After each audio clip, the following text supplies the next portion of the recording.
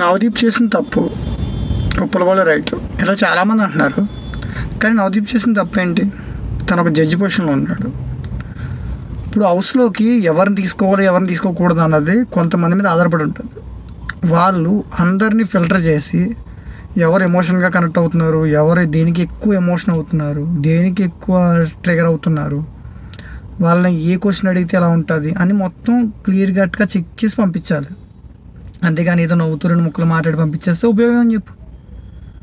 దాన్ని బేస్ చేసుకుని వాళ్ళు అడిగి కొన్ని క్వశ్చన్స్ ఉంటాయి. ఇప్పుడు డామినేట్ చేయొచ్చు, లేదా అన్పార్లమెంట్ మాట్లాడవచ్చు, వాళ్ళు మొత్తం నువ్వు ఎందుకు పనికిరావు అన్నట్టు మాట్లాడవచ్చు. అప్పుడు వాళ్ళు ఎలా రియాక్ట్ అవుతున్నారు అన్న దాన్ని బట్టే ఉంటుంది.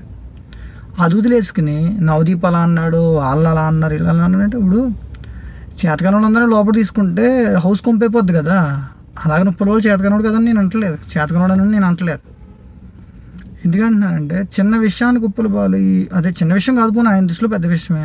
ఇలా జరిగింది, ఇలా జరిగిన తర్వాత బయటికి వెళ్ళి వీడియోలు పెట్టి ఆడాలా ఈడాలని చాలా అన్పరమైన మాట్లాడుతున్నాడు. అలాంటి మనిషిని హౌస్లో తీసుకుంటే రేపు పొద్దున హౌస్లో ఏదైనా చిన్న ఇష్యూ జరిగితే అప్పుడు ఇంతకన్నా ఘోరంగా మాట్లాడతాడు.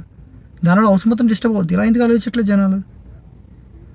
మనం వన్ సైడ్ చూడకూడదు, ఎందుకంటే అది వేరే రకం ఉంటుంది. ఎప్పుడు అటు ఇటు మిక్స్ చేసి చూడాలి తప్ప, కానీ వన్ సైడే చూసి దాన్ని ఇబ్బంది పెట్టి ఇదంతా చెత్త పంచాయతీ. ఇక్కడ ఉప్పలబాలు తప్పులేదు, నవదీప్ తప్పులేదు. నవదీప్ అన్న కొన్ని పాయింట్స్ తప్పు, ఉప్పలబాలు బయటకు వచ్చి దరిద్రంగా ఇలాంటి వీడియోస్ పెట్టడం తప్పు.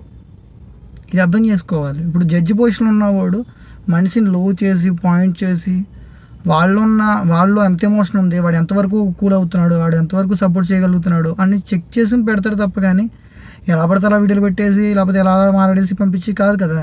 దీనిది అర్థం చేసుకోరు. ప్లీజ్ ఇలా కూడా అర్థం చేసుకోండి. జడ్జెస్ తప్పే ఉండదు అక్కడ, ఎందుకంటే వాళ్ళకున్న రూల్ అలాంటిది.